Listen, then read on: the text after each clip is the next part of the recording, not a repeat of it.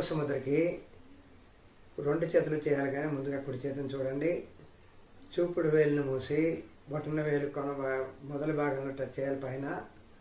అలాగే మధ్య వేలు ఉంగరపు వేలు చిన్న వేలు టచ్ చేసి మధ్య వేలుని కొద్దిగా వంచి ఉంచాలి. సైడ్ నుంచి చూస్తే ఇలా ఉంటుంది. చూపుడు ఉంగరం చిటికెన వేలు టచ్ చేసి మధ్య వేలు పైకి ఉంచి కొద్దిగా వంచుతాం. ఈ విధంగా వస్తాం సైడ్ నుంచి చూస్తే. ఈ చేయి చూడండి, చూపుడు వేలు టచ్ చేయాలి, ఉంగరపు వేలు చిటికెన వేలు టచ్ చేస్తాం, మధ్య వేలుని చిన్నగా వంచి వస్తాం. సైడ్ నుంచి చూస్తే ఇలా ఉంటుంది, ఇటు నుంచి చూస్తే ఇలా ఉంటుంది.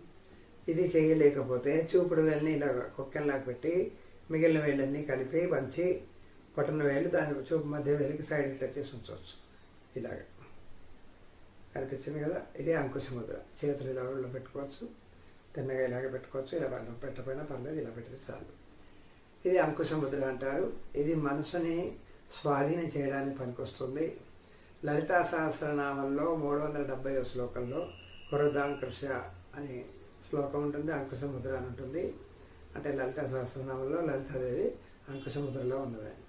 అసలు దీనికి ఆ పేరు ఎందుకు పెట్టారంటే, ఏనుగుని అంకుశంతో ఎలాగ స్వాధీనపరచుకుంటామో అదేవిధంగా మన మనసుని ఈ ముద్రతోటి స్వాధీనపరచుకోవచ్చు.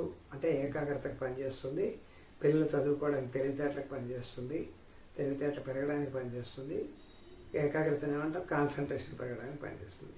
ఇది ఈ ముద్రలో ఉన్న గొప్పతనం.